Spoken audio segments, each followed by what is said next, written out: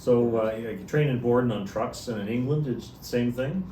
No, in England I had already on the truck. Mm-hmm. We used to take, a couple of guys used to always have an inspection who kept their vehicles in nice shape. I won it a few times. Bob Fowler was the other guy. Well, some of the old photos we have, they show we had a regimental mascot, a dog. Do you remember a mascot dog? No.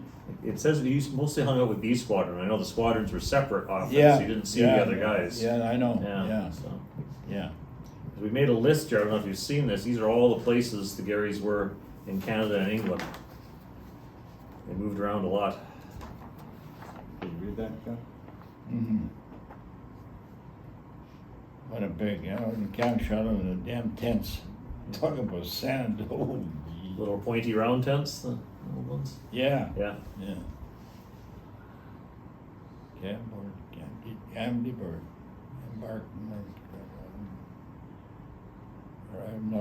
That damn Aldershot. No lights. What the hell made me go downstairs?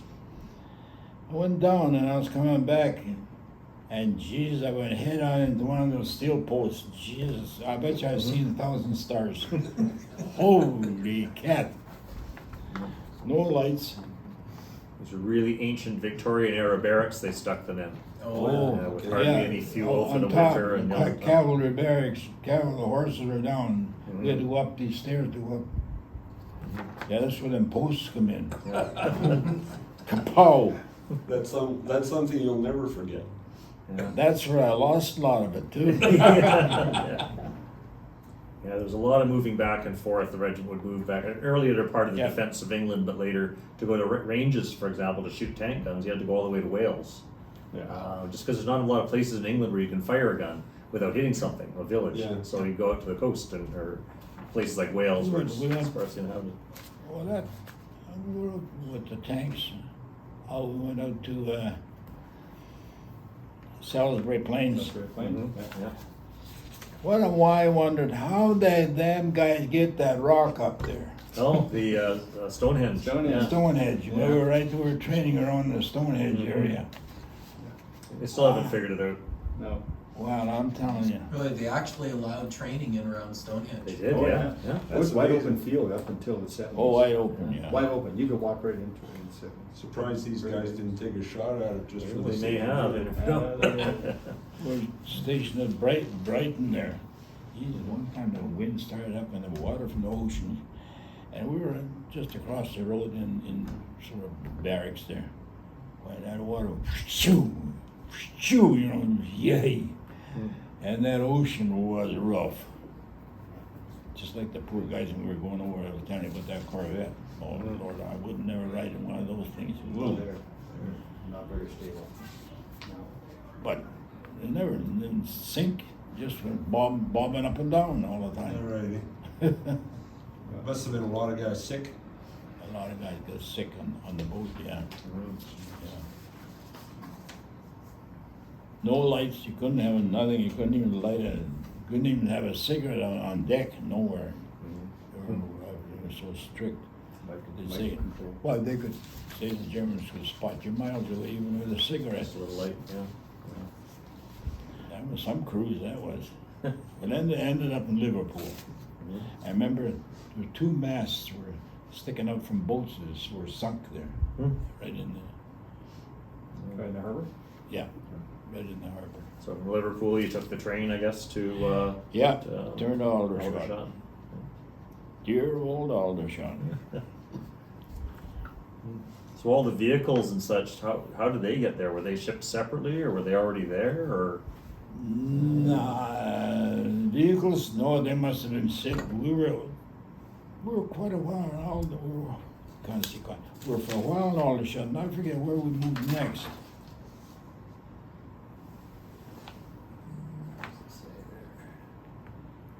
Aldershot, Headley. Headley in Hampshire, Garys were there a lot. There's 3 famous pubs. One was called the Wheat Chief, it's still there.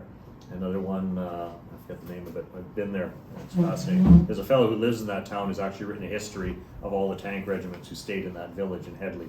So Yeah, they're Headley, yeah. Then there was There was a Camp Borden there. Yeah, Bordon. Yeah, different spelling. Yeah. Yeah, I went there. We used to, over there, we were in these little tin shacks, Mm-hmm. the domes. Yeah, Nissen huts. Yeah. And then English people, you know, that's all you see in the soldiers. Oh, yeah.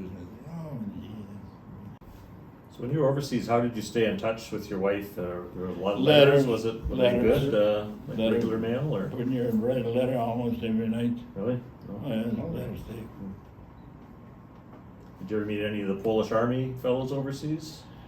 No, the artillery was right next to us. We were at Cohen, just outside Caen, and the artillery was right next. They were banging away there. Mm-hmm. No, I never talked to them guys. Yeah. We never got it close like that. So we have one picture in the book of a Polish tank soldiers with some of our tank guys. They met up somewhere. Yeah. Well, there was guys that were in the Air Force, Mm-hmm. and there was guys with the artillery, Mm-hmm. and I don't know what there were any infantry guys too. Sure. Is that right? Well, everywhere. Yeah. I meant the actual Poles who had escaped from Poland before the war, Yeah, in the yeah, beginning, and then they yeah, fought as yeah. Polish Army. Yeah. So it was a small Yeah. group. But yeah, they had Air Force, definitely. Mm. They did all your arms. Yes, they were. Yeah, they had ships at sea a little bit. I see, said the blind man.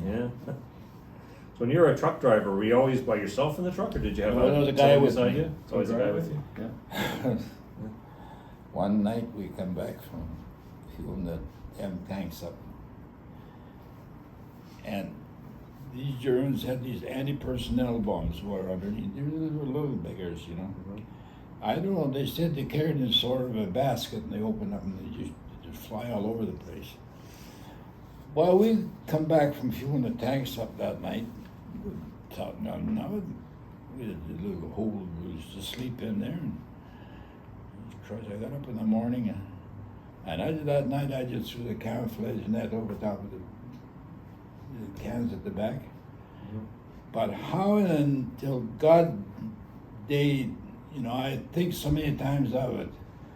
How did that little bugger didn't explode? He landed on that netting. Oh, wow. Well, when I seen that, I'm telling you, it just, the heat went through me like, ooh. So were you pretty much always with the same guy in the truck once you were in Yep. France? He Who was the that? same. He was my co-driver, Brooks is his name. He was my co-driver. Yeah. And that was it. Did he We stay ended up- with you all the way up to Holland? Yep. No? No, the same Yeah, crew, went all that with me stuff? right, went with me right through. He was a good guy. We got along good. Okay. And you were mostly fuel? Fuel, yeah. And there was another truck right behind it. Jimmy Chalmers was the guy named from Hamiota. His doctor. His dad was a doctor. Jimmy Chalmers is his name. He rode the ammunition truck. Oh, okay. And I had the fuel truck. So you usually led to the site by the sergeant major. They would take you to the He location. led us in it with a Jeep. Yeah. And, well, I guess you know that Mhm. how you followed one another. You had that little white Black Out Lake. painted Yeah. on the back of the differential there. Mhm. You follow that. Because you didn't have. Would you've had a map of your own? Well, we had a map, Mm-hmm. but then we got all the number and the map and everything. But he was the leader, so he, Mm-hmm. in case something happened, well, then we had to. But this was at night. And sometimes, well, where the hell are you going to go? Mm-hmm. Yeah, it's tough. Nowadays, every vehicle has a radio, but they didn't then. No. By word. or else they kind of some kind of radio sets they had in those tanks too, but I don't know, half the time they weren't working. So as a driver, what did you have as your own personal weapon? What did you have? I had my rifle with me. Rifle? Yeah. Was it in a rack in the truck? Right here. Or you just right beside the Beside seat? me. Okay. That little thing there. You have a rack. Of course, the trucks are all right-hand drive as well. Yeah. I used to going left. left hand. Mhm. We was going to maneuver lots of times. Sometimes the tanks took that little brick corner of the brick house down. We come around the corner. Mhm. With the boys with the armored boys, they thought it was a big joke. Well, the pub in Headley, the fellow showed me when I was there, you can see the bricks are a different color on the corner of the pub because it had to be replaced a few times. The tanks Probably, yeah. would take them off. Yeah, I bet you that's what it was. Yeah. Yeah, we have a Anyway. picture of the hockey team, but we don't have all their names. A lot, like I work in our regimental museum, and we have a lot of pictures Yeah. without names to them, unfortunately. Yeah. So, Yeah. so things kept building up. So you knew you were going across the pond for D-Day and preparations, and so what sort of things were happening? Is there like waterproofing vehicles or any of these other Well, stuff? you had to do? I went on I've done a lot of things, there's another thing. I went on a waterproofing course. Well, you had to waterproof the distributor cap, coil, you had to, from the carburetor at that time, you had to have a pipe straight out. So well, make a long story short, on our waterproofing course, well, I guess I was doing all right. This guy says to me, he says, "You waterproof that vehicle?" He says, "Now you drive it through that pond there." There was a Jeep. He said, "Drive it through there." I was wet right to here. I drove the damn thing right through that damn little slough there, you know, and I thought I'd done pretty good. I waterproofed it okay. Yeah. I've done a lot of waterproofing on trucks and stuff. So everything, all the, like say, the distributor had to be covered with a kind of a sticky paste? Yeah, something like a putty thing, you know. It had to be all just real and done, finished up smooth, and then you know, you can't anything to get water hit something and Knock it open off. it up, Okay. you know. No. Yeah, it was. It's short-term waterproofing. Yeah, short term. Yeah. So when you landed, you're supposed to take it all off again, I guess. Yeah. Once we got into your overseas to Europe, there, that was all. They tore everything off.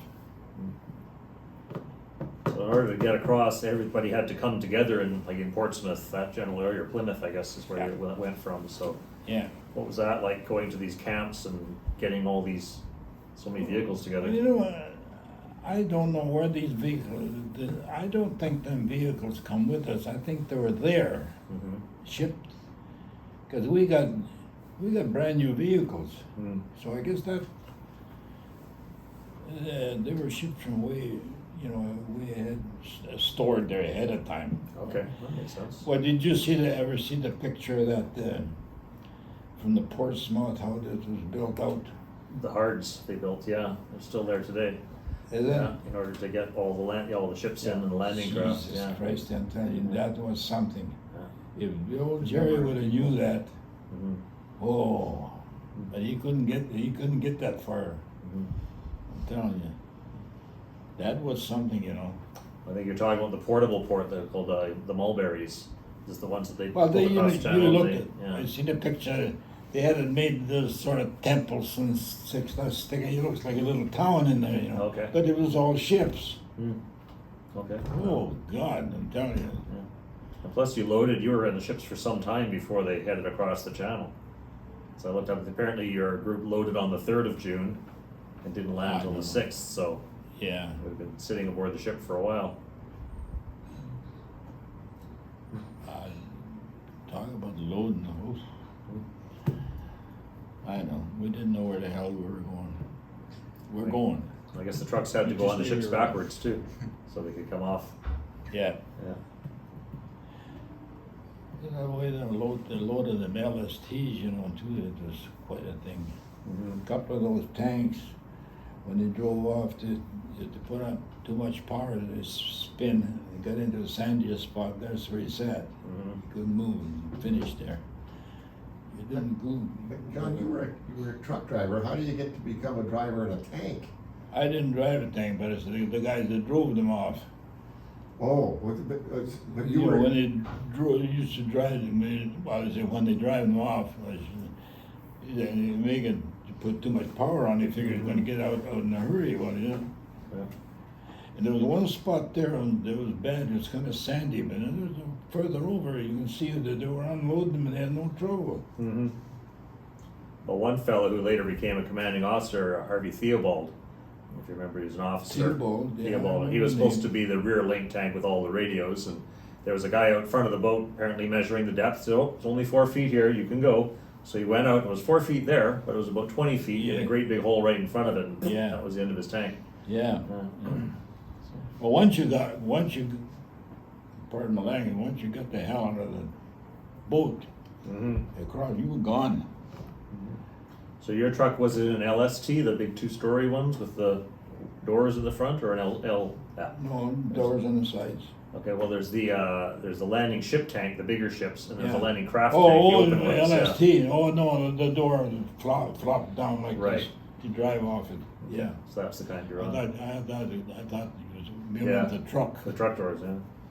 Because we found a diagram, where do we go here, of one of the LCTs, landing craft tanks. Yeah, landing craft Yeah, tank. so this is one of an A Squadron 1. And we actually figured out who was in each of these, so it was tanks and trucks, the Padres Jeep was there, Padre Harrison. And that's how that was loaded.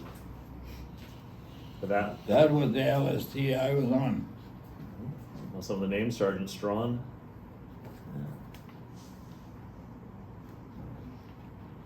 Colonel Morton was on this one, the commanding officer. His tank. Mm-hmm. And Harry Blanchard was on there. Yeah. And Eddie Goodman, remember him? Goodman, yeah. Captain Yeah, Goodman. Norm Fraser. Yeah. They're all on that one? Yeah, they mixed them all up. So, Yeah. Wow. yeah. I did not know that. So the 2 ICs, of course, would be on a different tank than the OCs, they're squadron Yeah, yeah. commanders, of course. They're And, smaller. and they would mix in artillery and some infantry as well. The Oh, idea yeah. was to mix everybody Yeah. up, so if you hit one ship, you wouldn't lose an entire organization. Yeah. They'd still survive, Yeah. so they were spread out. But it's interesting, this particular one in our regimental war diary, that's the only one that they actually drew a picture of the many landing craft we use. This particular one was identified. Mm.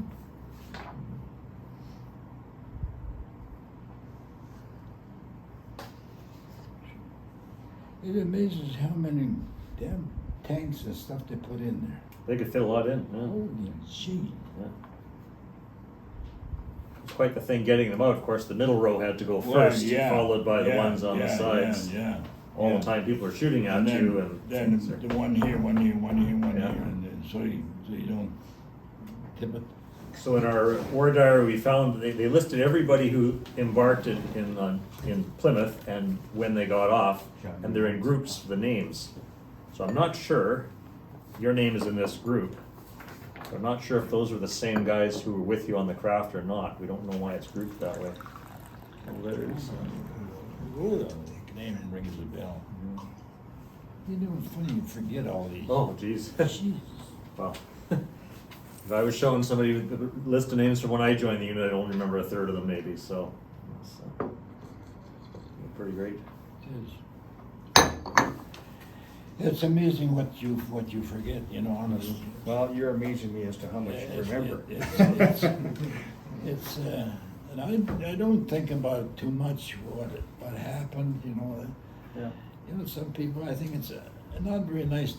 Maybe that's why I'm what I am, you know. So your supply, like you're part of the supply system, you're providing, the fuel and so on. So once was it in jerry cans? And then you would go back and refill them, or? They started in jerry cans, Right. then they switched over to square Okay, tin Square cans. cans? They were just Oh, yeah. tin. Sell the tin. yeah. Yeah, and these were the ones you had to be careful. When you were loading them, you had to put I forget what it was, something you put in between the row. Oh, so they didn't move on you? Yeah, because in case they could be, this would happen. When I unloaded them that night, there were these tin ones. Well, I was lucky, I don't know how many bust open or anything, but the tank crews got the gas that they wanted. They needed. So did you provide other stuff like oil and? I was I guess, oil, yeah, and I guess some tanks were, there's a mix, some tanks were diesel, some were gas, right? Yes, and some were, what do you used to call them, the 5-bank Chryslers? Yes, yeah, I couldn't imagine how in the hell you got a 5 Chrysler motors, yeah. 5-bank Chrysler. Is that right? Yeah, they took Yeah. 5 6-cylinder, straight six The Chryslers one and that used bolted to them all burn, together, all in then they circuit. had the 13-cylinder radio. Yeah, Yeah. yeah, that too. And they were gas, John? Boy, that thing would go, but boy, they would burn the gas. Yeah. Oh, yeah. It's an aircraft engine inside a tank. Yeah, Oh, big aircraft radio. engine. Big And radio. some had the The diesel. gasoline. Yeah. But they were.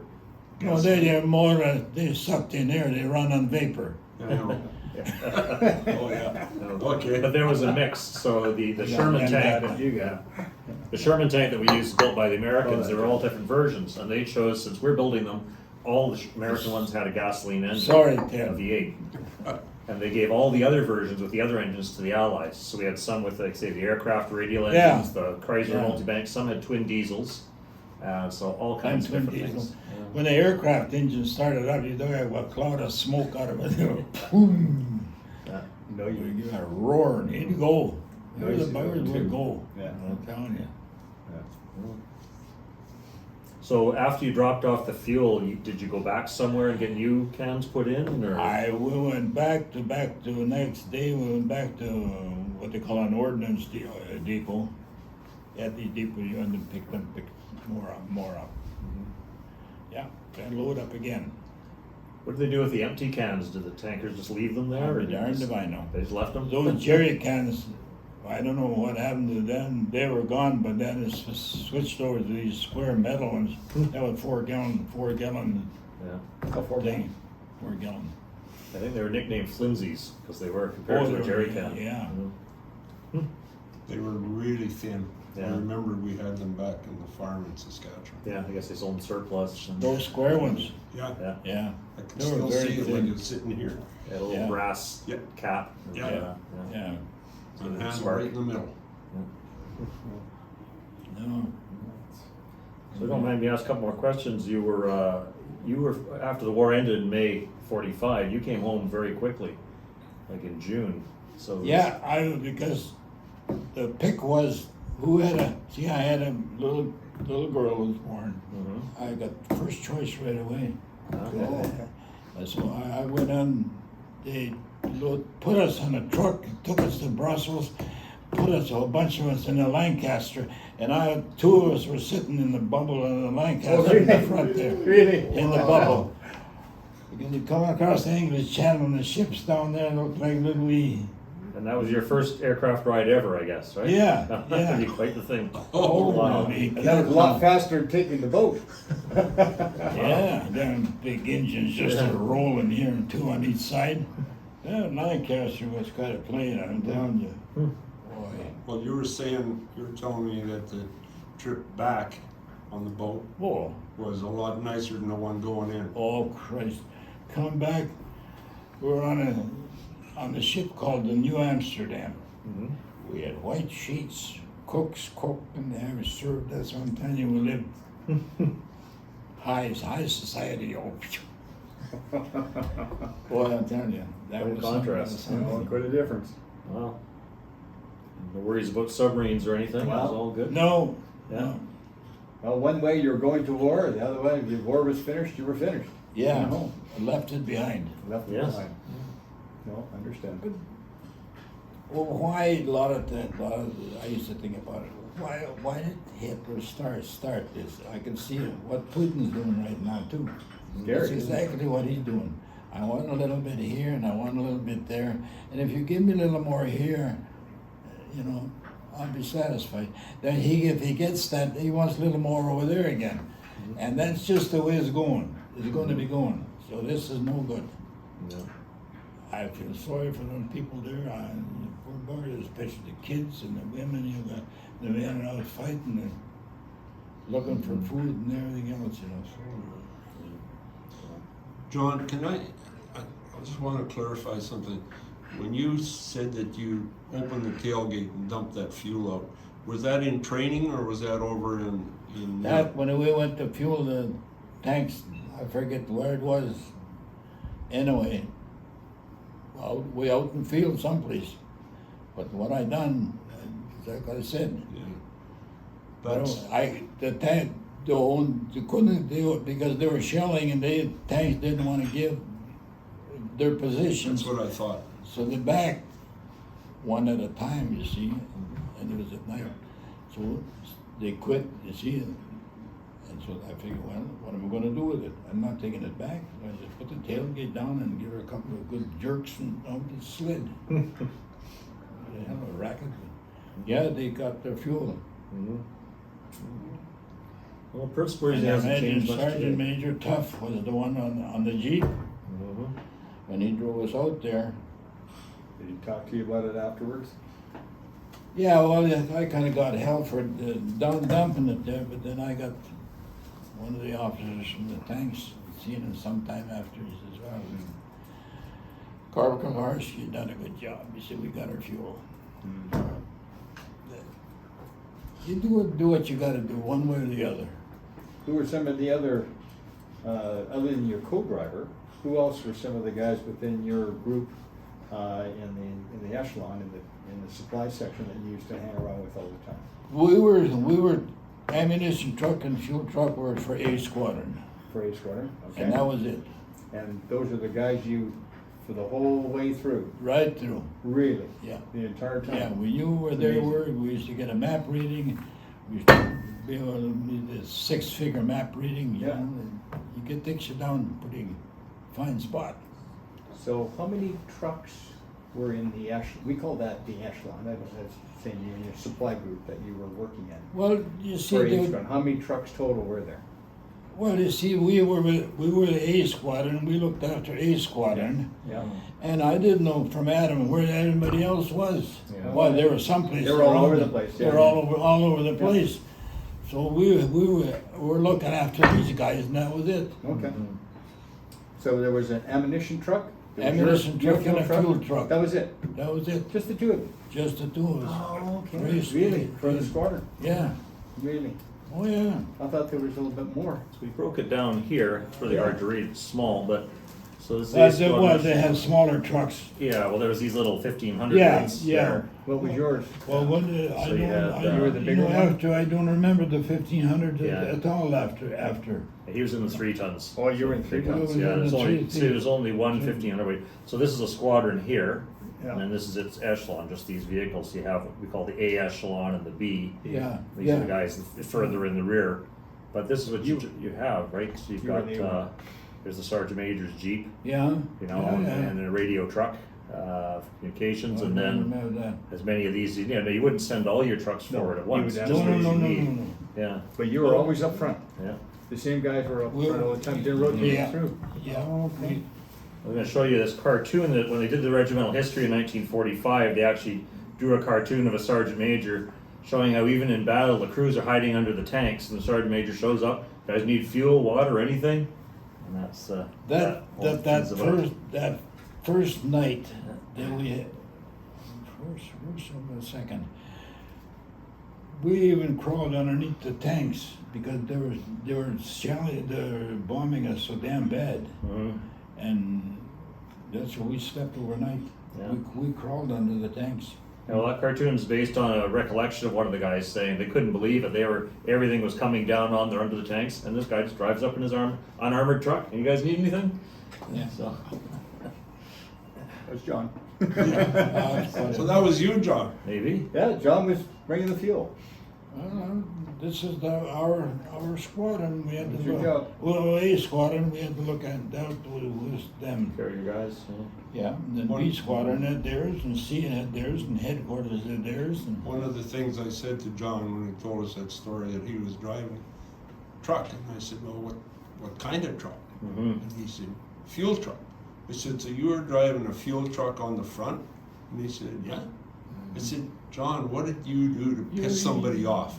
you were a few miles behind. I know, but You drive that's the up there. point. But you had to get up there, go there at night. No. Everything quieting down, you know. Yeah, all the resupply was done at night. Yeah. Oh, yeah. What did you do during the day? Did you sleep, Just hang around, hang around, get a fool little around, sleep? watching the planes fly by and Yeah. bombers going over and Yeah. one thing another, and Did you have any issues with tax from aircraft to your echelon or anything like that? Well, when we were at Carpick Airport, right next to the airport, there was a German, I think it was a Messerschmitt. He come down, and we had a hole dug there. Well, I didn't tell you that we had a hole dug there, and we had tin and dirt and everything, and you name it. This damn plane come, we hear, and we dove down into that hole. Well, little Jimmy Chalmers was the guy that was with me. He drove the ammunition truck. He was a little fella. Yeah. Bob Fowler he was a helper for the sergeant major, and he was with me then. And he turned this plane. You could see, and just past where the trench was, there was smoke flying coming out of the dirt. So that bugger just missed us by very little. Oh, wow. And I don't know what happened, but all of a sudden I heard a roar way over back here, and he was a Spitfire chasing that same guy, I would imagine. And that guy hid for the runway. The German hid for the runway, and he must have been wounded or something, because he hit the runway and down way he went.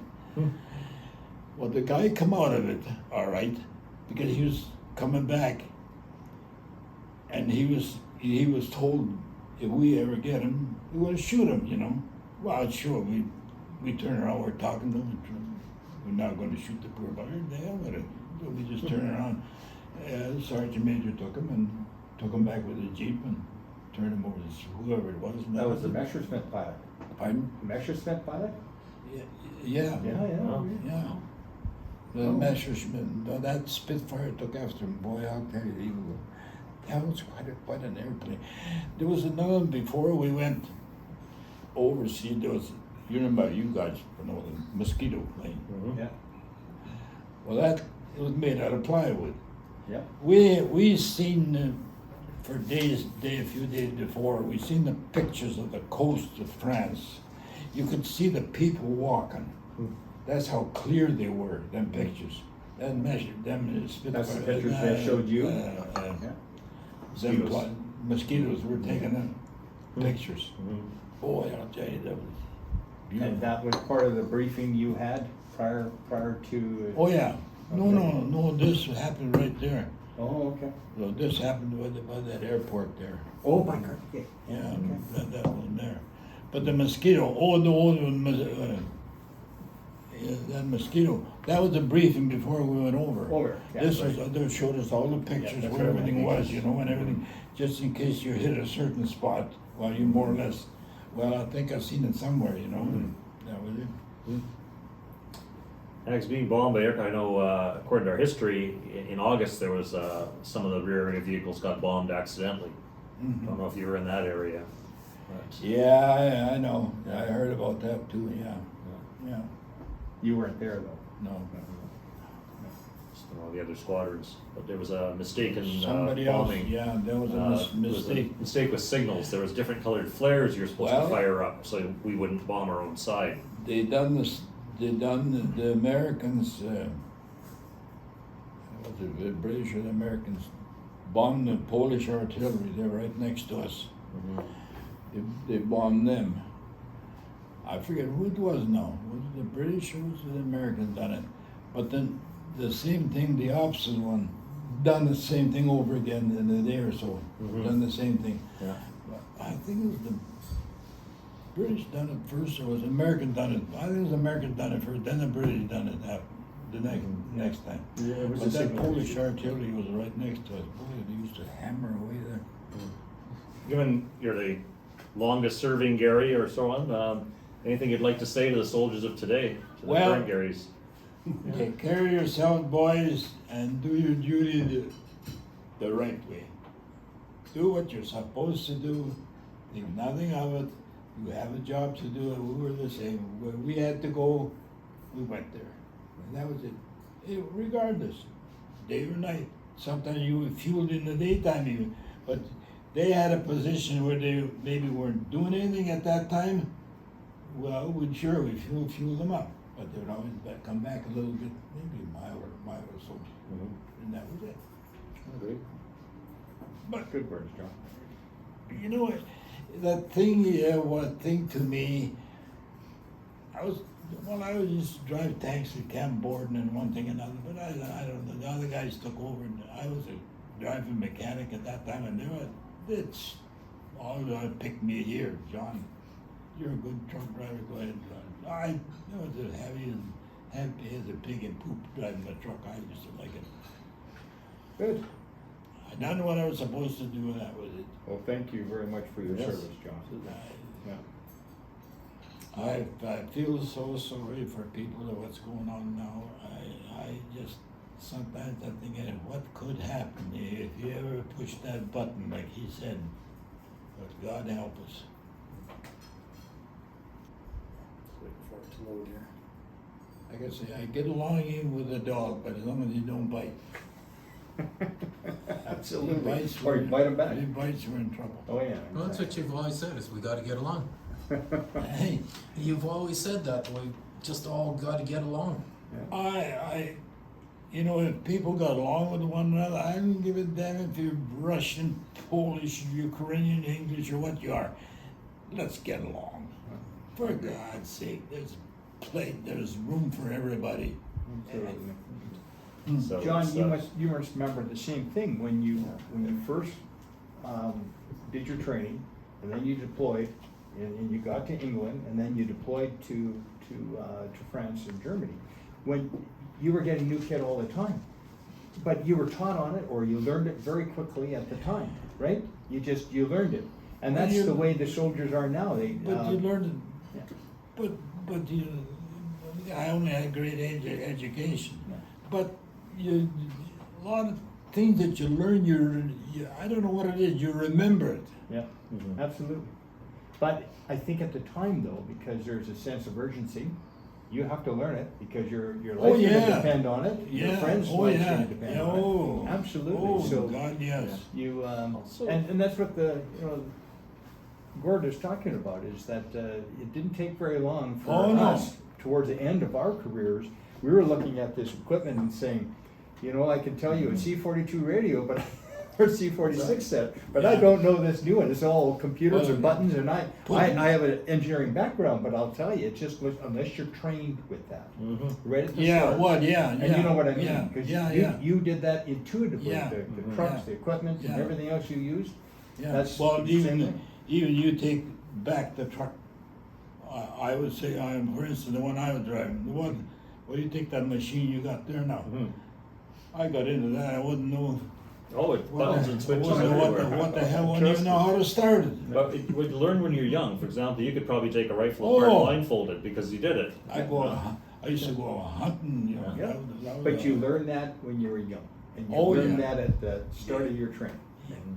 Oh, yeah. Absolutely. That's what we're Yeah. trying to say, is that A lot you of look that- at it, you say it's so complicated, but if you learn it at the start. But if you really want to learn, how would you put it? It's sort of, I don't know, it sort of sticks in your head.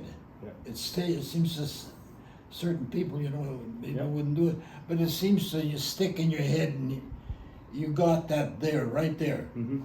Intuitively, yeah, Yeah. absolutely. So all those trucks you drove, they were left in Europe.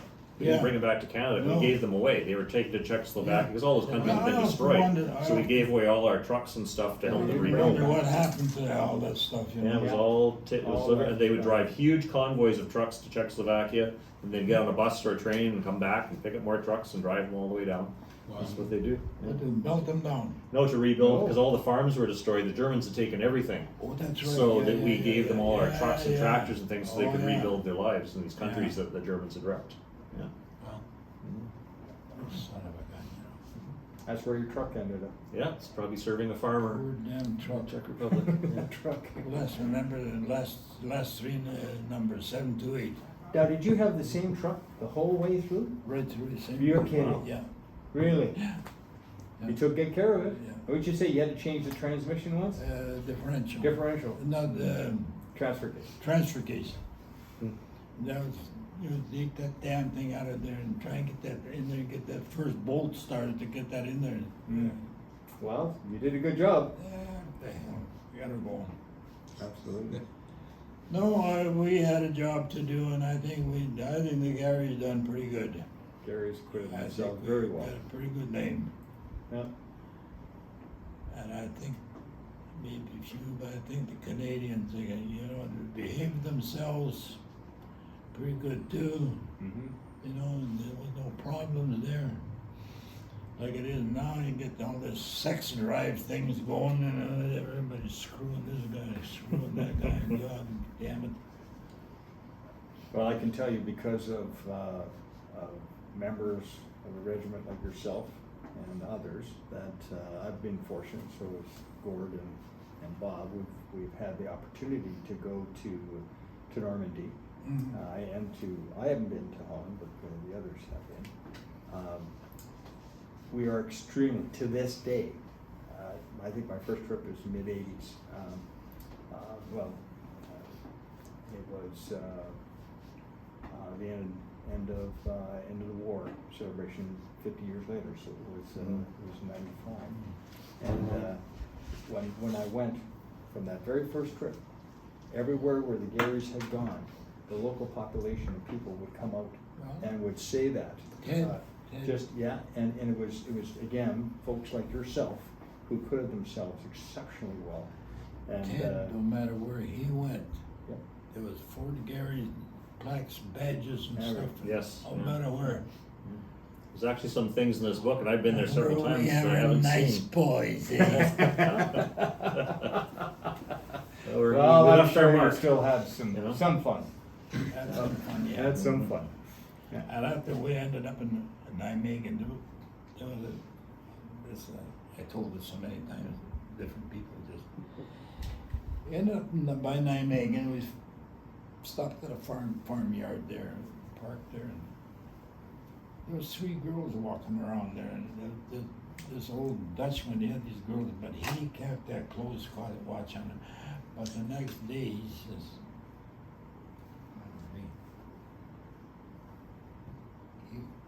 at the end of the manger where the cattle were feeding, Yeah.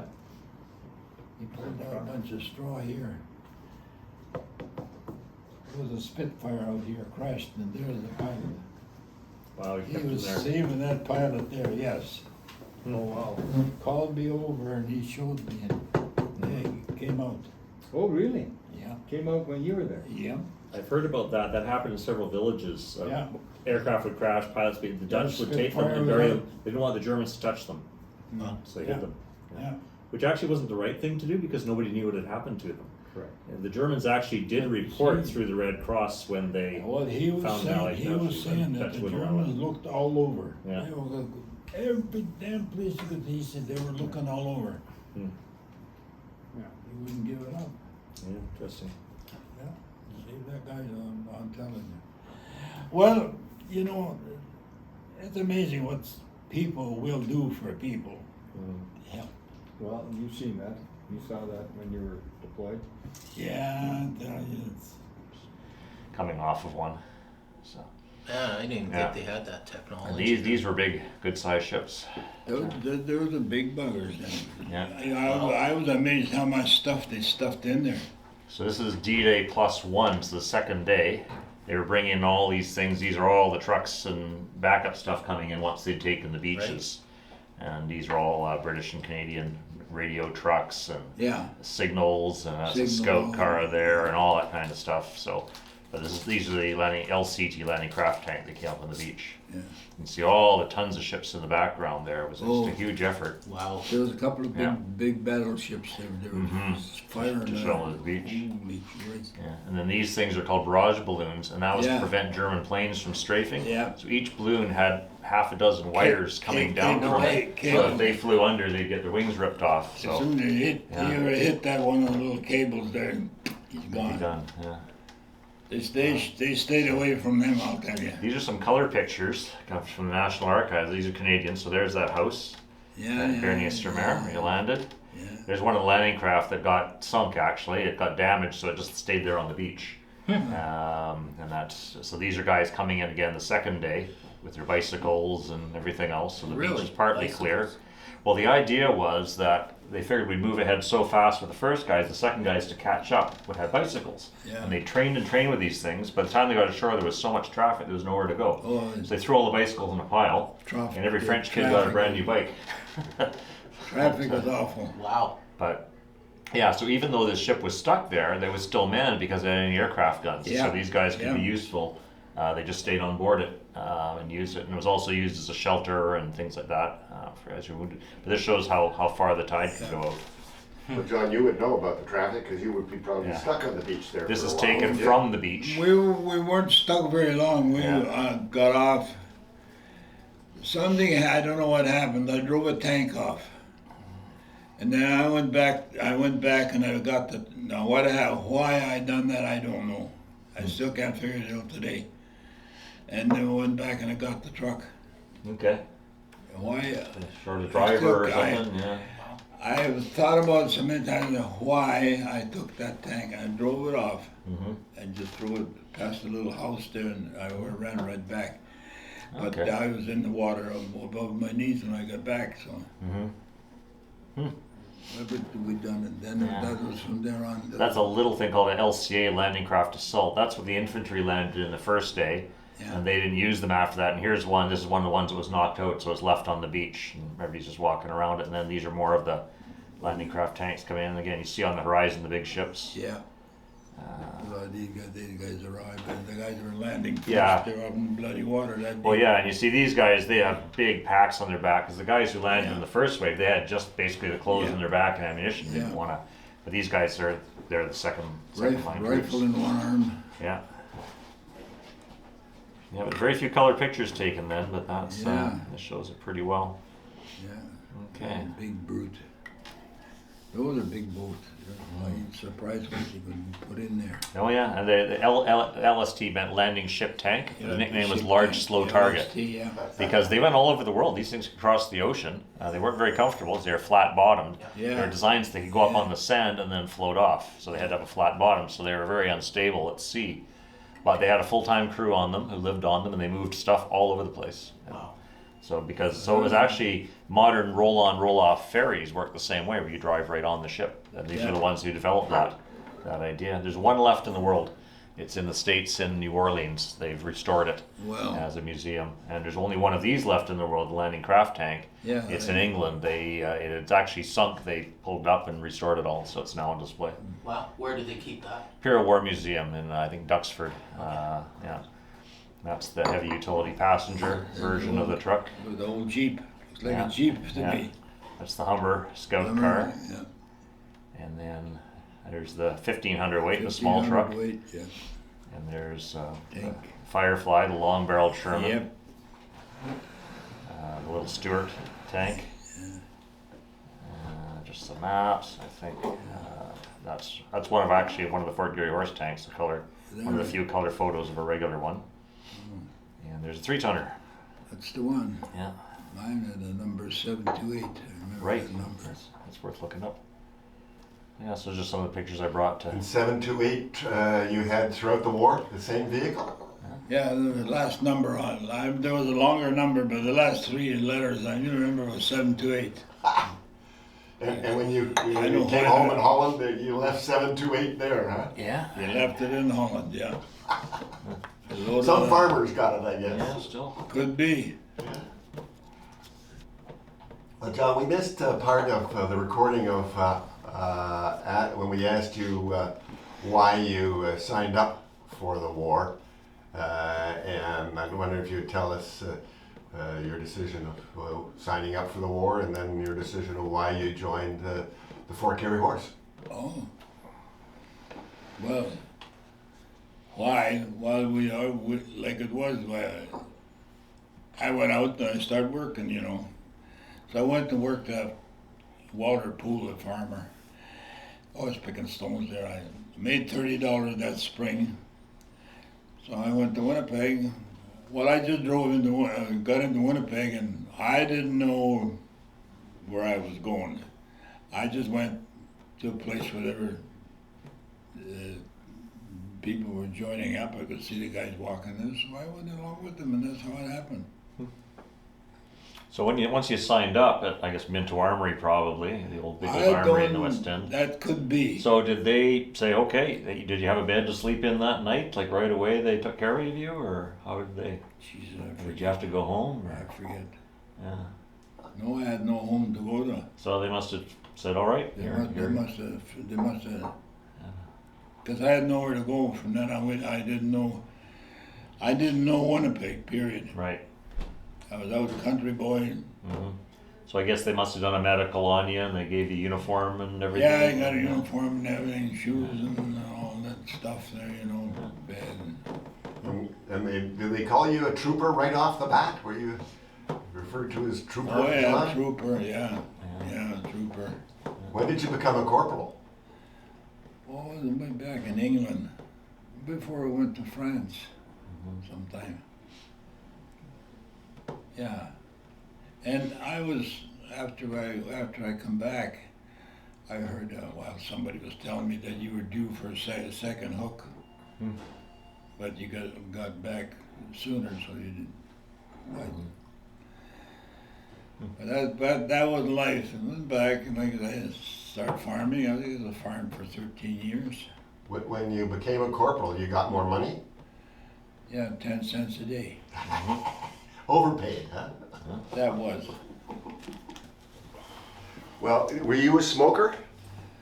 I was sort of a smoker, but Didn't you kind of got paid with cigarettes? You could sell them, I guess. I didn't inhale that much. I just sort of Bill Clinton. Just did it. gave guys inhale so deep you can smoke come out of his ass end, So if you didn't smoke, I guess you could use your cigarettes for raising money. You could sell them to the other soldiers. Oh no, I can make sure I had enough for myself. Ah, They can look after themselves like I did on 10 cents raise. right. But you got issued cigarettes every month. Everybody got a certain amount, Well, right? Part of the Yeah, rations. a little bit. Yeah. That wasn't much. Were you issued liquor too? No. There wasn't like the Navy where you'd have the a 5 Navy, o'clock. The Navy. The Navy got rum, but yeah, not- Navy got rum. We didn't. We had an Irish cook. Second, Bob Reed. Well, we ate a lot of mutton in England. Mhm. And one guy complained, he says, some wool, he says, in this mutton, he says, never mind, he says, you save toilet paper that way. That old Bob Reed, he was some cook, I'm telling you. Big Irishman. Yeah, they talk about in our history the Brussels sprouts in England. There wasn't much good to eat, so it's like mutton, and they got tired of Brussels sprouts all the time. Yeah. Which of course they just boil to death, and Oh, and I was married to an aunt. She was married to a First War veteran, Charlie Harris. Well, he got gassed, and he had breathing trouble. But they wrote me a letter and they wanted me to go in Wellington, Somerset in England. His relatives were there. So I did go there. I wrote them a letter, and they met me at the station, and I come in, and it was nice, and took me out. He was out on the farm. He had about 80 acres of land, and he went into, and he had all sorts of different things. But when he went into town, they called him Mr. Richards. He was a little bit of a little important guy around there somehow. That's how that happened.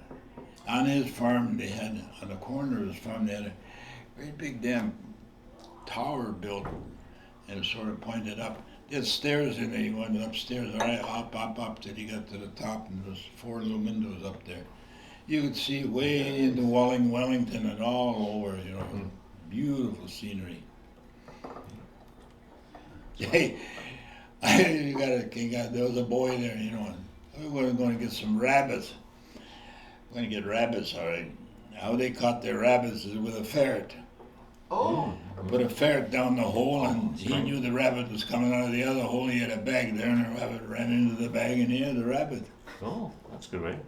God, I used to laugh out of that. Oh, God. Did you get a lot of leave time when you were in England? They leave. Yeah. Well, you gotta leave once a year. You had to leave. Yeah. So, but even in France, were you able to get away and go to Paris or something, or was it? We went to France. Yeah, I went to Brussels. Oh, okay. Brussels was a nice place. People accepted you very nice there. But what I got a kick out of it, you could tell there was a stranger in town. They had a monument there, and on top that there was a little boy standing peeing. Yeah, still there. And you could tell a stranger, he'd be looking at, and never had anybody living there, he just walk right by. Mm-hmm. But they were looking up there, the little boy peeing. It was quite a thing. It's the most famous monument in Brussels. People line up to see it. It's only this big. It's just this little thing. Yeah. But people put hats on it and ties and all kinds of stuff all the time. It's a big deal. Yeah. Well, so how much lead? Like, did they give you a week, or how much time did you have? I had 4 days in Brussels, that's all. Nice to get a break away from everything. And, Yeah, yeah. yeah. Hmm. Up in the train and go back. I used to get those So- electric trains where they used to travel. Oh, Whew. Boy, they really move. did we figure out what ship John came? Yes, yeah. Landing ship tank. A landing ship? Ship right? tank, yeah. Ship One of tank. the That was two-story a- ones, yeah. Oran, Oh, overseas, the Orensay was the ship. the Orensay, the Garys took from Halifax to England. yeah. I couldn't think of that. I was thinking of Orient, but no, that was. Well, it was part of the PO Pacific and Orient line. That was the Right, yeah. that was the ocean liner, and Oh. Orensay was the name of the ship. Yeah. I It was, see, said a blind man. Yeah. As I say, it was designed for service in the tropics and had no. But after that, you know, a lot of I went. Then one year in 1952, we got hailed out. We never had no crop or anything, so I went to work on CP on the track. I think I worked there for a couple of years. Then I went on CN. Then I went and worked for a while on CN. Then I got to be a section foreman on the CN. Then a couple of years later, they were cutting the line from Newport to Russell, Manitoba. They cut that line right off because it wasn't very busy. Now they use these big trucks to haul grain from there to near Brandon to the Cargill, big Cargill elevators. Yeah. Holy. No, farmers don't haul the grain anymore. These great big trucks. So when you came home, were there any benefits for farmers or things that helped you establish it? Well, I'll tell you, a lot of the land that was left for farming, that was the poorest land you could find. Mm. And what I should have done, like a lot of guys, what I should have done, but you know, I wasn't used to city or anything. I should have done like a lot of guys, what I done now. I should have got the hell out and come to BC. I could have got a job at the mill or something like that. Mm-hmm. But well, it's gone over now, and what the hell can you do? That's the way it was. You took what you could get, what you could do. So when I guess when you're on the ship, so you would have a real bird's eye view of what we see in these pictures, all these ships all over the horizon, Oh, the planes. you know, you're coming in from England. Well, like we were coming in from England, getting closer. Well, like he said, there was nothing but ships. You know, it looked like ducks sitting on the water. Yeah. You know, Yeah. they're all over the place there. And there were poofs coming out of them, poofs, and holy. So there'd be lots of boats, because you were in the second wave, so there would be lots of boats that are already on shore. Yeah, they were. We were sort of at one spot that they didn't. We pulled in. And once you drop the front off, and Was that cannon on the shore still shooting, or had they gotten knocked out? by they now? were already knocked out. Where we were, they were on. There was a big, must have been there was a great big cement block.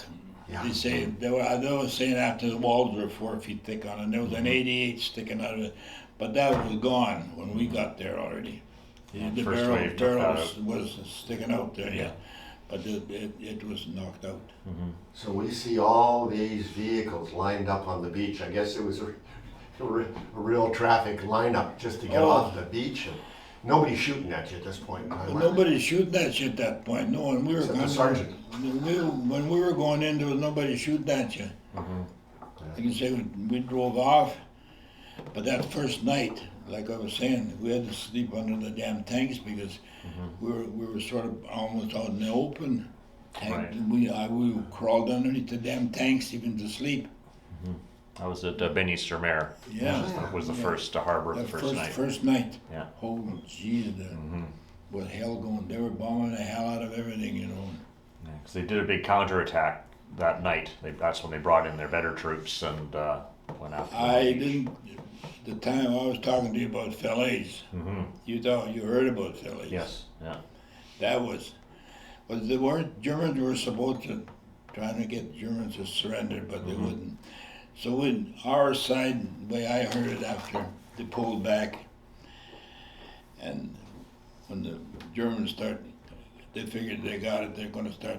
So that night they put searchlights on both sides, and he says, "You don't get out of that light, or you'll be shot." Well, the Germans started running away, and they stole the horses from Frenchmen and everything. They were on horseback and everything. Well, down that road where they were going, where they were trying to run away, a guy was saying them typhoons come down. Well, we drove up to that road, and then we had to go further yet in order to get across.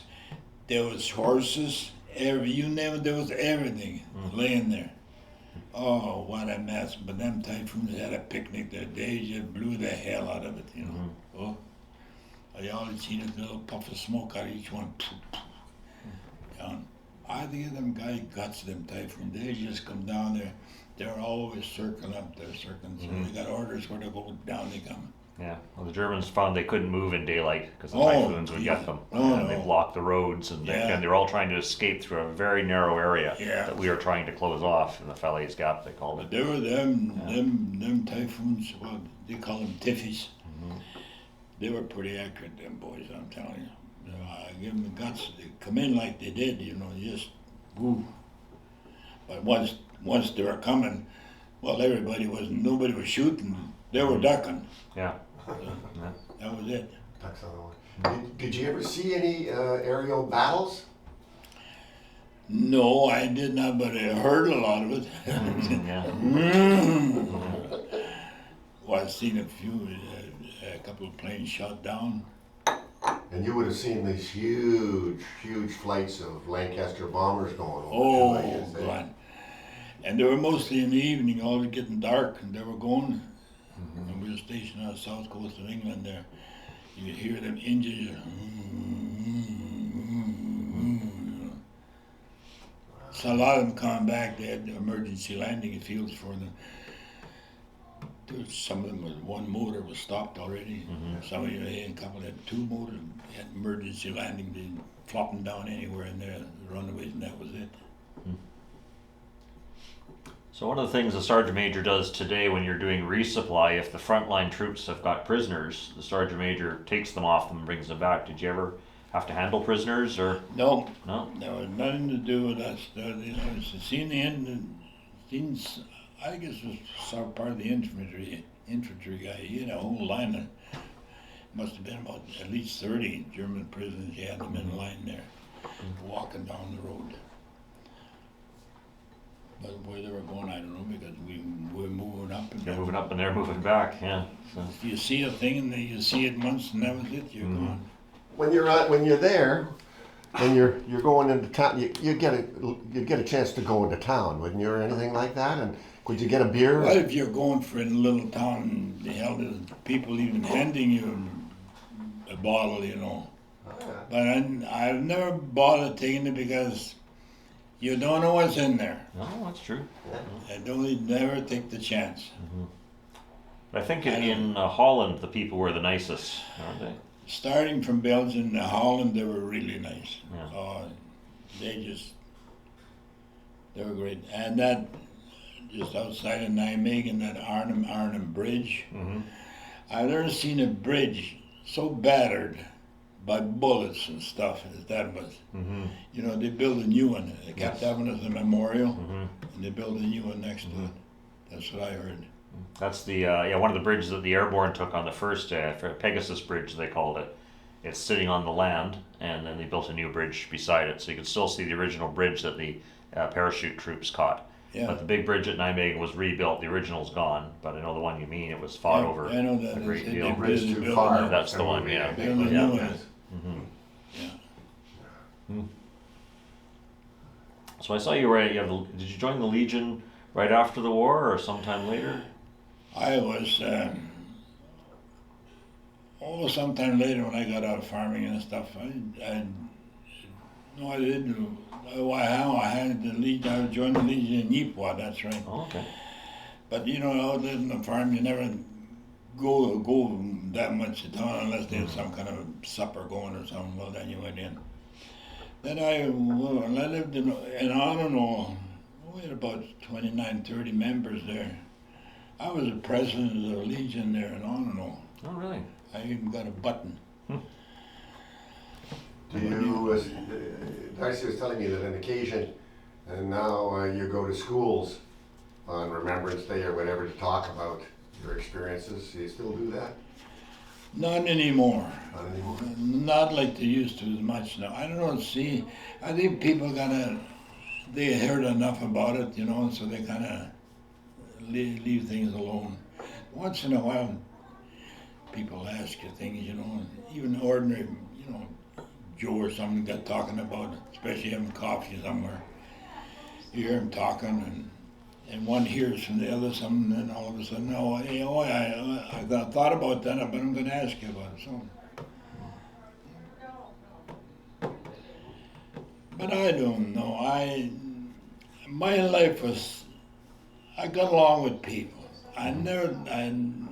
My dad was always crabby, and his dad was the same way as the runner of that family. My mom was different. You know, she was a nut and a half out there. She could raise fun. She raised fun.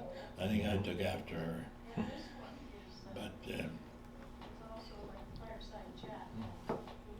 I always say, why can't people get along? Even countries.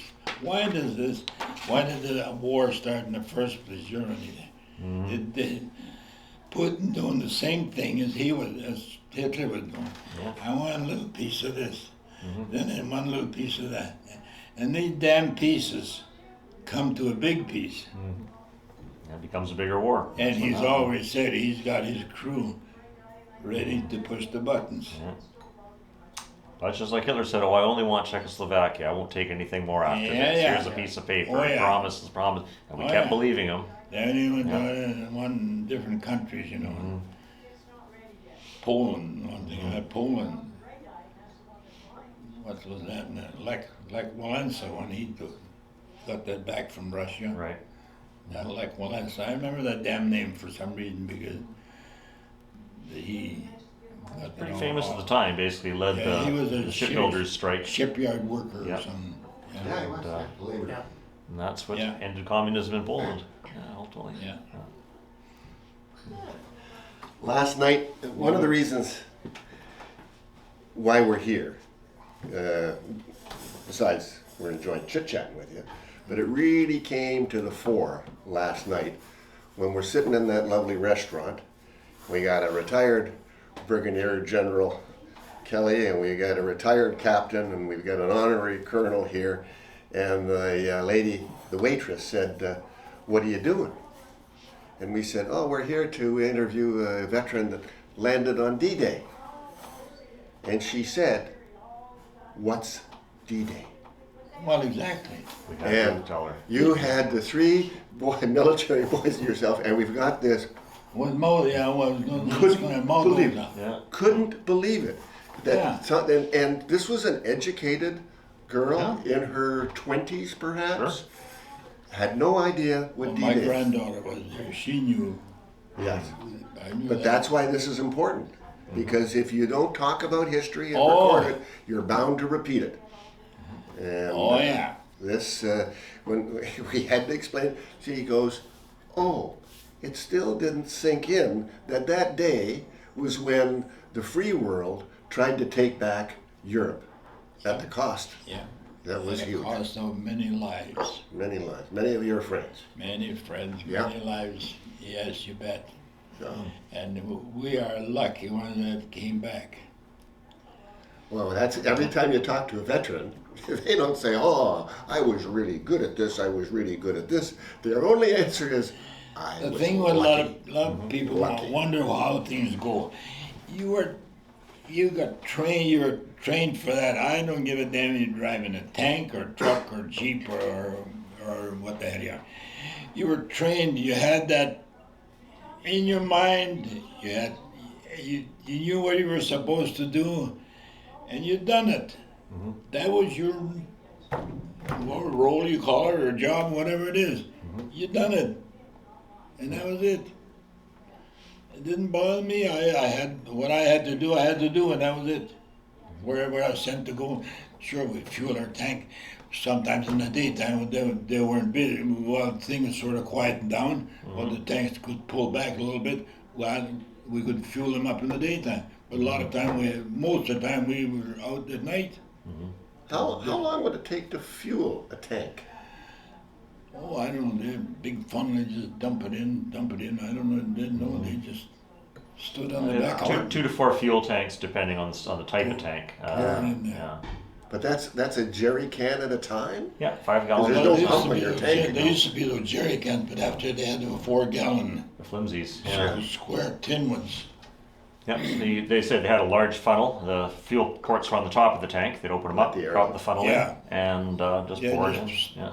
Yeah, top and down. So you probably refuel one in 5 minutes or so. Oh, yeah, yeah. as fast as you could pour. Yeah. But then you got to get that jerry can from the back of your truck all the way That's up one step. Oh, that to the tank, I got. and they're not light. My job, the tank cruisers up to them to get the gas. I left the gas there, wherever I was, and if they weren't busy, what happened? No, it wasn't too busy. Yeah. Well, you drove right up to them, you know. Yeah, oh yeah, but you're still gonna lift that big heavy can. Well, that 4-gallon can, that wasn't that heavy. I had a little more muscles at that time than what I got now. I got chicken shit now. Yeah, I've thrown a few jerry cans around myself. That's what we would call the guy in the back of the fuel truck. We call it a POL truck, petrol, oil, and lubricants. That's the term we use now today for fuel, POL. Yeah. And people in the back are called swampers because they wear coveralls, and after a day or so, they smell like nothing but diesel because they're soaked in it. Oh, yeah. It's all over the place. Yeah. Because all our vehicles are diesel now. That No more gas. That diesel was a stinky damn thing. Yeah. But that's what we do with our young troopers before they're fully trained. You make them a swamper, and you stand in the back of the truck and get covered in slime. So, do you have any? Ever have any entertainment over like? I guess in England there were shows and things you go to. And, You could go, say after supper, you didn't know a duty or anything like that. Certain few guys could go in the movie or something like that. Yeah. but Yeah. But in would you France and stuff, did they have any? see, would you see Bob Hope Shows. or any of the those great No, entertainers? we didn't have anything going in France that I remember. So, did you ever have a camera? Did you ever take any pictures during that No. time? No. I know you weren't really supposed to have cameras. They're not supposed to have cameras. Yeah. We have a few people's pictures in our museum collection. They're these tiny little pictures, but Yeah. I guess they had to be careful about it. They probably didn't get them developed till they came home, you know, just. I wouldn't be a bit surprised. Yeah. Yeah.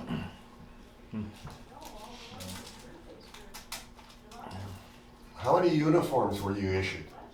You'd wear one all the time, and do you have a second Same spare or uniform, what? Same uniform. I go changing one pair of pants once. That's all. I poured a bunch of fuel on them. And the boot you were issued would be the same boots you I came had home the in? same boots right through. Huh? They're good solid boots. Damn good shoes. So you would have had to feel like, I know the infantry boots had the metal studs on the sole. Yeah. But because you were dealing with gas, No, you no. had the rubber soles, Yeah, eh? yeah.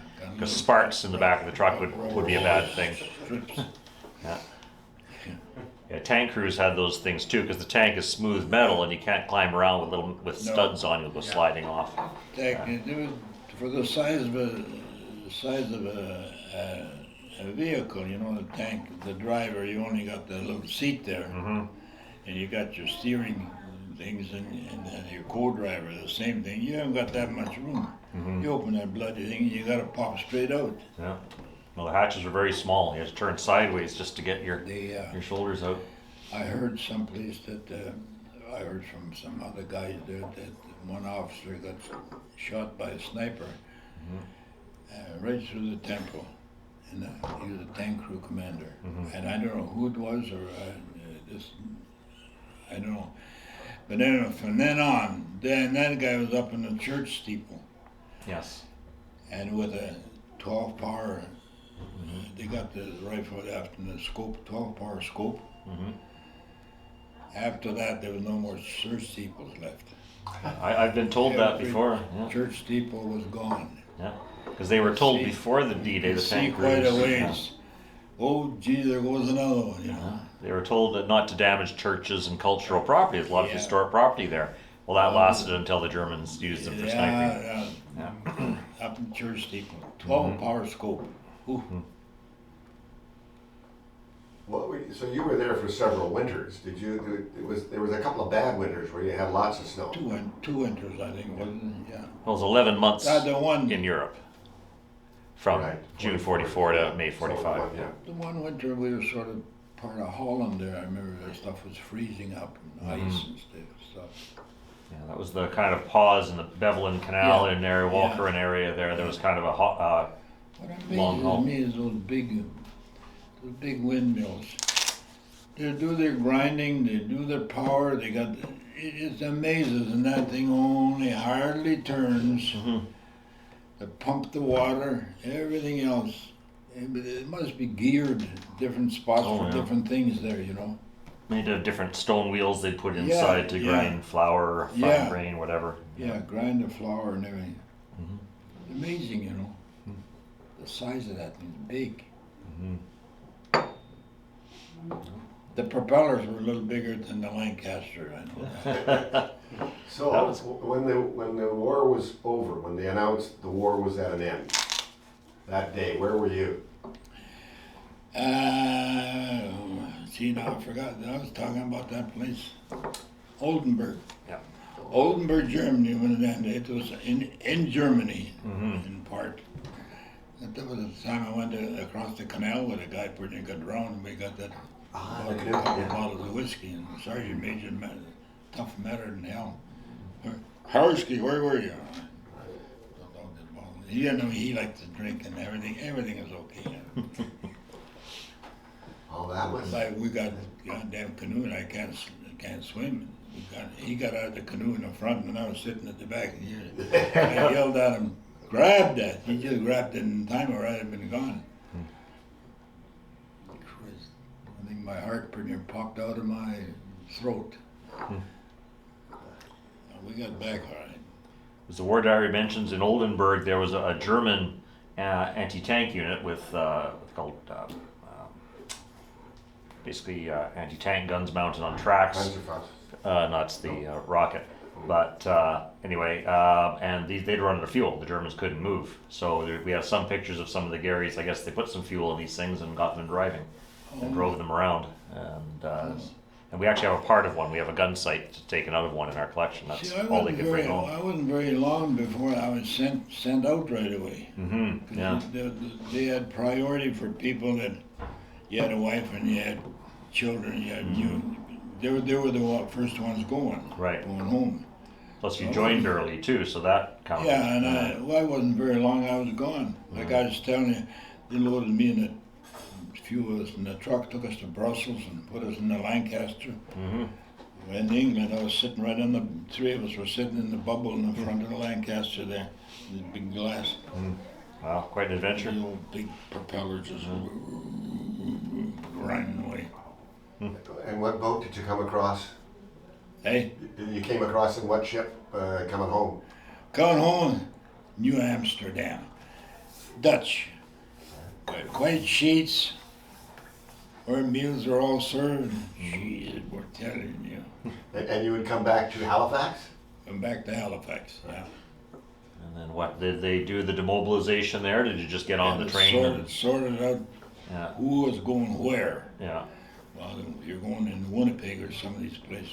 One of the things that we didn't get, I don't know why I don't know whether I didn't press the button or get it done right, but one of the things that we didn't get recorded was how we ended up being here. So I'd like to tell that story Yeah, you again. go ahead. I'll listen. I'll keep my ears open. All right then. Carry on, sir. Thank you, sir. I'm Bob. You're John, right? What happened to sir? We can get rid of the sir stuff, can we? Well, you Sir. never mentioned it. It didn't bother me till now. So, June the 6th.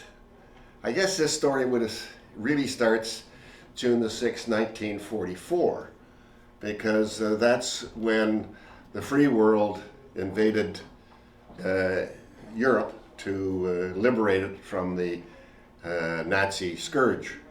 And ever since that day, after the war, the regiment that I belonged to, the 4th Garry Horse, who landed on June the 6th, 1944, celebrate that day. We used to have a dinner. Now we sort of have a lunch where we get together and maybe 1 or 2 beers and tell a few stories. But we always at that meeting remember our fallen comrades, which we did. It was a great lunch. Yeah. That's the 6th. The 7th, I call my friend John McGoy, who's a good supporter of the 4th Garry Horse, and told him he should have been there. And he says, "Oh, my computer, this is wrong, that's wrong." And fine. That's the 7th. On the 8th, he calls me up. He says, "I had a conversation with Darcy Kinred." I'm going, Darcy Kinred, name. Who's that guy? Yeah. And then all of a sudden, oh, that guy, because I did a real estate deal with Darcy. We're still doing it, unfortunately. But anyways, that's a sidebar. Darcy was kind enough to ask, he said, "What's Bob Williams doing?" And McCoy says, "Well, he's very active with the 4th Garry Horse." And Darcy says, "Well, you know what? My granddad served in the 4th Garry Horse. And my granddad landed on D-Day." Oh, I went, "Holy cow, John, that's amazing." He says, "Wait, it gets better." I then asked Darcy where his dad was buried, and Darcy says, "He's right here with me." And we went, "Oh my God." Now one of the things I like to do with the 4th Garry Horse is try to help document our veterans. And there was another veteran in Ottawa, 96, and I said, "I'm going to come out and interview you." And got it all set up, and the bugger went ahead and died on me. And so when I heard about my 102-year-old veteran of the 4th Garry Horse, I said, "Well, I ain't going to let that happen again." Well, And within 2 weeks' time, we're out here. Excuse me, he's not 102 yet. No, nor will he ever be. He's trying to get there. Say hi when you see him. So this is a tremendous opportunity for us to record living history. It's a tremendous opportunity for our soldiers back in Winnipeg, because they're going to see this documentation. They're going to understand what one of their soldiers did back in June the 6th, 1944. And we really appreciate your time, because it's precious, that you would take time to share your memories, because a lot of soldiers didn't. They kept it in, and so soon we forget. Just like that lady that we met last night, she had no idea what D-Day was. Yeah. And with your help, we're going to make sure that Well, we will remember that. Yeah, well, thank you very much, fellas, and I appreciate it that you came, and I liked it because I'm a gabber. I like talking, you know. Mm-hmm. And what I know, I told you, and that was it. Wow. Do you have any other questions, Gord, that you want to? No, unless you Nice. have had something else from the war experiences or other things you'd like to pass on to the soldiers today. Well, do what you can do for your country, and I think life will go well for you. Amen to that. That's great. Thank you. And get along with everybody. That's the main thing. Do what you can to help a person. Stuff like that.